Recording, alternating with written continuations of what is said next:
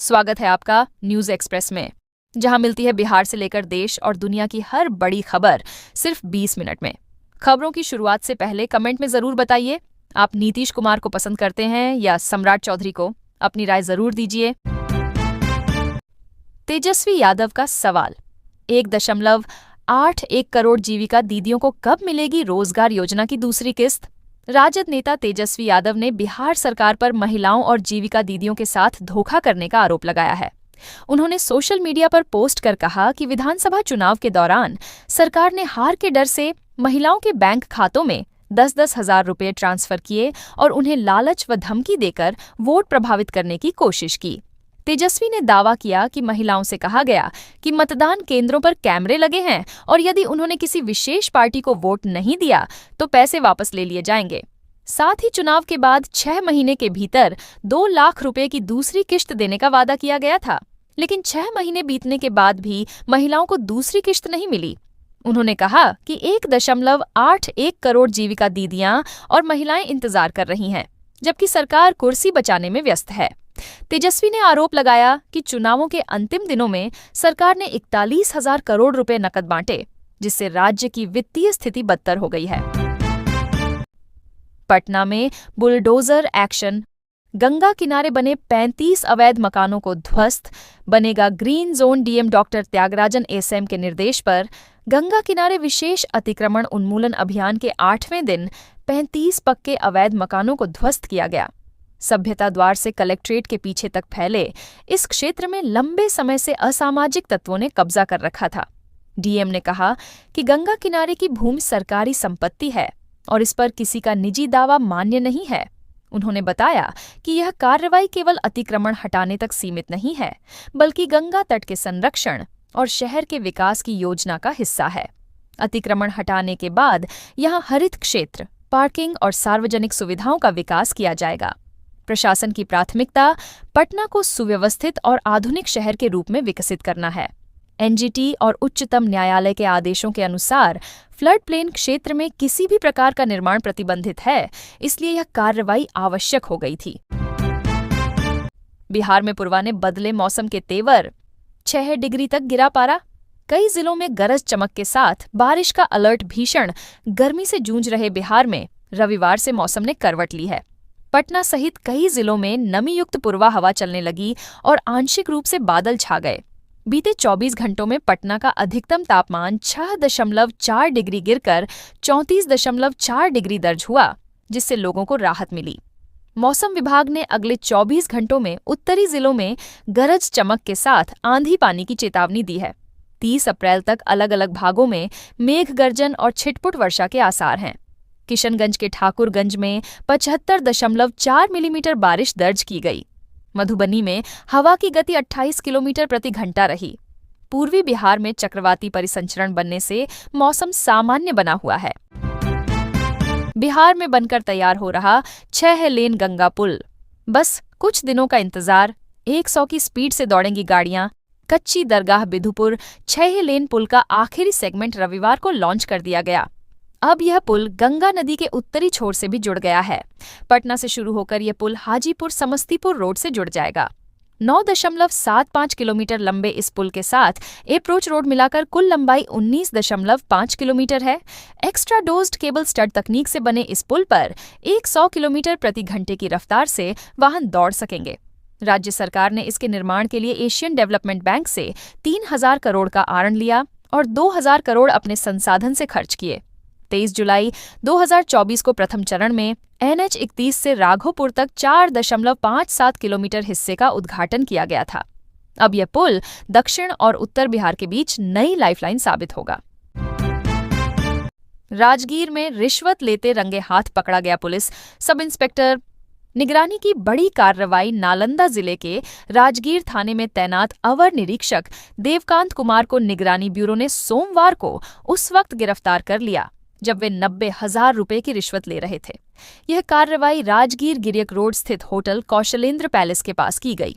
नालंदा मोड़ निवासी रविशंकर ने निगरानी अन्वेषण ब्यूरो पटना में शिकायत दर्ज कराई थी कि केस डायरी और आर्म्स रिपोर्ट न्यायालय भेजने के बदले एएसआई रिश्वत मांग रहा है। शिकायत की पुष्टि के बाद पुलिस उपाधीक्षक श्रीराम चौधरी के नेतृत्व में विशेष धावा दल का गठन किया गया। टीम ने मौके पर पहुंचकर एसआई को रंगे हाथ पकड़ लिया। गिरफ्तारी के बाद आरोपी से पूछताछ जारी है और उसे विशेष निगरानी न्यायालय पटना में पेश किया जाएगा। पश्चिमी एशिया संकट का भागलपुर में असर। डीजल पेट्रोल की किल्लत से उपभोक्ता परेशान। पश्चिमी एशिया में जारी युद्ध और तनाव का असर अब भागलपुर में भी दिखने लगा है। जिले में डीजल और पेट्रोल की आपूर्ति प्रभावित होने से शहर से लेकर ग्रामीण इलाकों तक ईंधन संकट गहराता जा रहा है। सबसे ज्यादा किल्लत डीजल की है। कृषि कार्यों के इस महत्वपूर्ण समय में डीजल की कमी ने किसानों की चिंता बढ़ा दी है। मालवाहक वाहनों का संचालन भी प्रभावित हो रहा है। कई पेट्रोल पंप सीमित स्टॉक बचाने के लिए चुनिंदा उपभोक्ताओं को ही डीजल दे रहे हैं। आम लोग घंटों इंतजार के बाद भी खाली हाथ लौट रहे हैं। अकबरनगर क्षेत्र के एक पंप पर पिछले 4 दिनों से डीजल पूरी तरह खत्म है।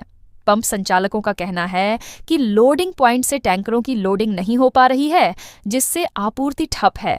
यह समस्या केवल एक जगह नहीं बल्कि जिले के कई हिस्सों में बनी हुई है। अहियापुर गोलीकांड। आरोपी की बहन के घर से भारी मात्रा में कारतूस बरामद। पुलिस ने की गिरफ्तारी। अहियापुर थाना क्षेत्र के अयाची ग्राम में हुए गोलीकांड के बाद पुलिस ने ताबड़तोड़ छापेमारी की। इस दौरान आरोपी राजीव कुमार की बहन रानी कुमारी के घर से भारी मात्रा में कारतूस और संदिग्ध सामान बरामद हुआ। बीती रात बदमाशों ने अनिल सिंह को गोली मारकर गंभीर रूप से घायल कर दिया था। इससे पहले उनके घर पर पत्थरबाजी और मारपीट भी हुई थी। पुलिस को सूचना मिली कि आरोपी अपनी बहन के घर में छिपा है। छापेमारी के दौरान शुरुआत में बाधा डाली गई, लेकिन सख्ती के बाद तलाशी ली गई। तलाशी में 6 जिंदा कारतूस, 44 खोखा, 1 मैगजीन, गोली के अग्रभाग, मोबाइल, डीवीआर बॉक्स, लोहे की तलवार और विदेशी शराब बरामद हुई। आरोपी फरार हो गया, लेकिन पुलिस ने उसकी बहन को गिरफ्तार कर लिया। उस पर पुलिस कार्रवाई में बाधा डालने और अवैध सामान रखने का आरोप है। पुलिस ने इस मामले में 3 अलग-अलग केस दर्ज किए हैं। एक गोली मारने का, दूसरा पत्थरबाजी और मारपीट का और तीसरा पुलिस कार्य में बाधा व अवैध सामान बरामदगी का। बक्सर में रेलवे का ब्लॉक। भीषण गर्मी में थमी ट्रेनें, यात्रियों का सफर बना आफत। बक्सर स्टेशन के पूर्वी हिस्से में नहर स्थित रेल लाइन की छोटी पुलिया पर रविवार को रेलवे ने स्लैब बदलने का काम किया। इसके लिए सुबह 10:45 से दोपहर 3:45 बजे तक 5 घंटे का मेगा ब्लॉक लिया गया। सुरक्षा और सुदृढ़ीकरण के लिए यह काम जरूरी था, लेकिन इसके कारण आरा और बक्सर के बीच कई प्रमुख ट्रेनें जैसे जनसाधारण एक्सप्रेस, श्रमजीवी और पाटलिपुत्र एक्सप्रेस घंटों तक रुकी रहीं। कई ट्रेनें 3 से 4 घंटे की देरी से चलीं। यात्रियों ने बताया कि उमस भरी गर्मी में स्टेशन पर इंतजार करना किसी सजा से कम नहीं रहा। बच्चों के साथ सफर करने वालों को पानी की कमी और तपिश ने परेशान किया। छात्रों ने कहा कि रेलवे को ऐसे काम देर रात करने चाहिए ताकि परीक्षा और जरूरी काम प्रभावित न हो। शादी से इनकार पर युवती मोबाइल टावर पर चढ़ी। गोपालगंज में घंटों चला हाई वोल्टेज ड्रामा। गोपालगंज के हथुआ थाना क्षेत्र में रविवार शाम 7:30 बजे एक युवती अचानक मोबाइल टावर पर चढ़ गई। ग्रामीणों ने देखा तो इलाके में सनसनी फैल गई और भारी भीड़ जुट गई। युवती को नीचे उतारने के लिए ग्रामीणों ने समझाने की कोशिश की, लेकिन वह अपनी जिद पर अड़ी रही। सूचना पर पुलिस पहुंची और करीब 1.5 घंटे की मशक्कत के बाद रात 9 बजे युवती को सुरक्षित नीचे उतारा गया। जानकारी के अनुसार युवती का एक युवक से प्रेम प्रसंग था और शादी का वादा भी हुआ था, लेकिन युवक दिल्ली जाकर शादी से इनकार कर गया। इससे आहत युवती ने गुस्से और तनाव में यह कदम उठाया। पुलिस ने उसे थाने ले जाकर पूछताछ शुरू की है और कहा है कि दोनों पक्षों से बातचीत कर आगे की कार्रवाई की जाएगी। बिहार में वक्फ भूमि की अवैध जमाबंदी रद्द करने की मांग तेज। सीएम को भेजा गया लेटर। मधुबनी जिले में वक्फ भूमि पर अवैध जमाबंदियों को रद्द करने की मांग तेज हो गई है। अधिवक्ता और जिला औकाफ कमेटी के सदस्य डॉक्टर मोहम्मद मेहताब आलम ने बिहार राज्य सुन्नी वक्फ बोर्ड के अध्यक्ष को पत्र भेजकर कार्रवाई की मांग की है। उन्होंने पत्र की प्रतिलिपि मुख्यमंत्री सम्राट चौधरी को भी भेजी है। डॉक्टर आलम ने कहा कि जिले के 21 अंचलों में वक्फ भूमि पर फर्जी दस्तावेजों के आधार पर जमाबंदियां की गई हैं। उन्होंने प्रशासन से प्रक्रिया तेज करने का आग्रह किया और जनता से अपील की कि यदि उनके पास वक्फ भूमि से जुड़े प्रमाण हैं तो वे अपर समाहर्ता के न्यायालय में रद्दीकरण वाद दायर करें। उन्होंने कहा कि वक्फ भूमि अल्लाह की अमानत है और इसकी रक्षा करना सबकी जिम्मेदारी है। अवैध कब्जाधारियों के खिलाफ अतिक्रमणवाद चलाकर भूमि को मुक्त कराया जाना चाहिए। मधुबनी में जीविका दीदियों को मिला रोजगार। आंगनबाड़ी बच्चों की यूनिफॉर्म सिलाई की कमान। मधुबनी जिले के 4,628 आंगनबाड़ी केंद्रों में पढ़ने वाले बच्चों की यूनिफॉर्म अब जीविका दीदियां तैयार करेंगी। इस वर्ष करीब 3.77 लाख बच्चों की ड्रेस सिलने का जिम्मा इन्हें दिया गया है। हर प्रखंड से 50 से 60 जीविका दीदियों को इस काम में लगाया गया है। पटना से कपड़े की कटाई और आवश्यक सामग्री भेजी गई है। यहाँ दीदियों को केवल सिलाई करनी है। कुल 1,100 से अधिक महिलाओं को घर बैठे रोजगार मिला है। बालक के लिए शर्ट पैंट और बालिका के लिए स्कर्ट सिलाई का काम अप्रैल से शुरू हो चुका है। प्रति ड्रेस सिलाई पर 50 से 55 रुपये का भुगतान किया जाएगा। दीदियां रोजाना 8 से 10 ड्रेस सिल रही हैं और औसतन 400 से 500 रुपये कमा रही हैं। सीमा देवी, साक्षी कुमारी और अन्य ने बताया कि वे घर पर ही सिलाई कर रही हैं और परिवार की देखभाल भी साथ कर पा रही हैं। सोशल मीडिया की दोस्ती ने बांधा 7 फेरे। फिलीपींस की सारा बनी बिहार की बहू, असरगंज के मिल्की टोला निवासी इंजीनियर आर्शी कुमार और फिलीपींस की युवती सारा पाउलिन क्रूज कैरियजा की अनोखी प्रेम कहानी अब शादी के बंधन में बदल गई है। 9 साल पहले फेसबुक पर शुरू हुई दोस्ती धीरे धीरे गहरी होती गई और दोनों ने जीवन साथी बनने का निर्णय लिया। रविवार को हवेली खड़गपुर स्थित पंचबदन शिव मंदिर में वैदिक मंत्रोच्चार के बीच विवाह संपन्न हुआ। विदेशी दुल्हन और स्थानीय दूल्हे की जोड़ी देखने के लिए मंदिर परिसर में भारी भीड़ उमड़ी। पुजारी ने पंचमुखीनाथ को साक्षी मानकर पारंपरिक रीति रिवाजों से विवाह कराया। इलाके में यह शादी चर्चा का विषय बनी हुई है और लोग इसे प्रेम, विश्वास और धैर्य की मिसाल मान रहे हैं। सुपौल में आंधी बारिश से तबाह हुई फसलें, किसानों पर टूटा कहर। मुआवजे की मांग तेज। रविवार रात छातापुर प्रखंड क्षेत्र में आई तेज आंधी और बारिश ने किसानों की मेहनत पर पानी फेर दिया। मक्का और सब्जियों की फसलें तेज हवा से गिरकर बर्बाद हो गईं। खेतों में पानी भरने से सड़ने का खतरा और बढ़ गया है।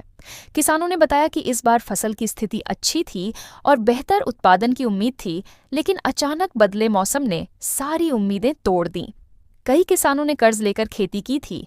ऐसे में नुकसान से उनकी आर्थिक स्थिति और कमजोर हो गई है। सब्जी उत्पादकों को सबसे ज्यादा नुकसान हुआ है। ग्रामीणों ने प्रशासन से तत्काल सर्वे कराकर मुआवजा देने और फसल बीमा योजना का लाभ दिलाने की मांग की है। अधिकारियों ने कहा कि प्रभावित क्षेत्रों का सर्वे कर नुकसान का आकलन किया जाएगा और सरकार के दिशा निर्देशों के अनुसार सहायता दी जाएगी। सहरसा में रेलवे का बुलडोजर चला। 250 से अधिक अवैध दुकानें ध्वस्त। रेल प्रशासन ने सोमवार को शहर में अतिक्रमण हटाओ अभियान चलाया। चांदनी चौक, सब्जी बाजार, प्रशांत सिनेमा रोड और गंगझला चौक सहित कई जगहों पर करीब 250 से 300 दुकानों को जेसीबी मशीन से तोड़ दिया गया। रेलवे की जमीन पर अनाधिकृत रूप से बने इन दुकानों के कारण यात्रियों को आवाजाही में परेशानी हो रही थी। स्टेशन परिसर की खूबसूरती और यात्री सुविधाओं के विस्तार के लिए यह कार्रवाई की गई। अभियान में दंडाधिकारी, सशस्त्र पुलिस जवान और रेल सुरक्षा बल की टीम मौजूद रही। सब्जी बाजार में विक्रेताओं ने पहले ही अपनी टोकरी सड़क से हटाकर नाले के ढक्कन पर दुकानदारी शुरू कर दी थी, जिससे सड़क चौड़ी दिखने लगी। रेल प्रशासन ने कहा कि अतिक्रमण हटाने के बाद स्टेशन क्षेत्र को व्यवस्थित और सुंदर बनाया जाएगा। शराबबंदी कानून में खामियों को दूर करने की जरूरत। चिराग पासवान का बड़ा बयान।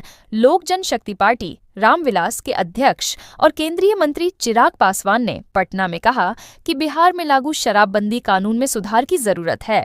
उन्होंने कहा कि कानून की सोच गलत नहीं है, लेकिन इसके क्रियान्वयन में दिक्कतें हैं। चिराग ने कहा कि शराबबंदी के कारण कई घर बर्बाद हुए हैं। सीमावर्ती इलाकों से शराब की तस्करी और आयात पर सरकार को प्रभावी कदम उठाने होंगे। उन्होंने कहा कि कानून को पूरी तरह जमीन पर उतारने के लिए सरकार को गंभीरता से विचार करना चाहिए। साथ ही उन्होंने राज्य में चल रही बुलडोजर कार्रवाई का समर्थन करते हुए कहा कि मुख्यमंत्री पहले ही साफ कर चुके हैं कि किसी भी तरह का अतिक्रमण बर्दाश्त नहीं किया जाएगा। अवैध निर्माण पर कार्रवाई होनी चाहिए। भागलपुर में काल बैसाखी का असर। 7 डिग्री से अधिक लुढ़का पारा। तेज आंधी बारिश की चेतावनी। अप्रैल के अंतिम सप्ताह में भागलपुर का मौसम अचानक बदल गया। भीषण गर्मी के बीच अब हवा में ठंडक घुलने लगी है। अधिकतम तापमान में 7 डिग्री सेल्सियस से ज्यादा की गिरावट दर्ज की गई।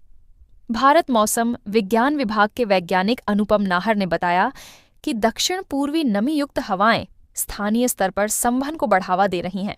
इससे गरज चमक के साथ बादल बन रहे हैं और तापमान गिर रहा है। रविवार को अधिकतम तापमान 37.6 डिग्री से गिरकर 29.9 डिग्री सेल्सियस और न्यूनतम 25.2 डिग्री सेल्सियस दर्ज हुआ। आर्द्रता 69% रही। 29 अप्रैल को हल्की से मध्यम बारिश की संभावना है। पटना में भारी वर्षा का पूर्वानुमान है। यह प्री मानसून गतिविधियों का हिस्सा है, जिसमें काल बैसाखी अहम भूमिका निभाती है। यह तापमान को नियंत्रित करने के साथ कृषि के लिए लाभकारी होती है। हालांकि तेज हवा और बिजली गिरने की घटनाएं नुकसानदेह भी साबित हो सकती हैं।